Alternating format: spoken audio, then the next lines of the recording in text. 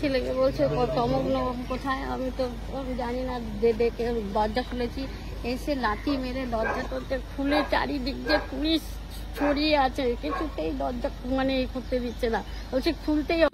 ও শুধু হিরণের সাথে থাকে, এটাই ওর সহযোগিতা করে, এর থেকে আর কিছুই করে না ছেলে। তাতেই ওরা উল্টো পাল্টা সবাই মিলে বলছে নানা কথা, নানা বাজে কথা।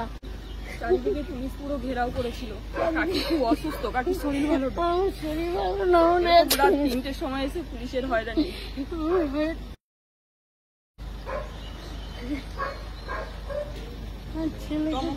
দাদার সাথে থাকে বলে এই হয়রানি আমাদের সহ্য করতে হচ্ছে। করতে পারবে না, এইসব কিছু না।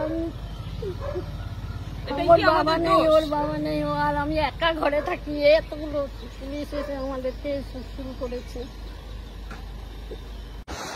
এত রাত্রিবেলা এত পুলিশ এসে কাউকে পাচ্ছি না, তারপরে ওর দাদাকে ডাকলাম, ঘরে কেউ নেই, লাঠি মারছে, এই পেছন দিয়ে আসছে, ওখান দিয়ে যাচ্ছে, ওই পেছনে চলে গেছে, কি হবে।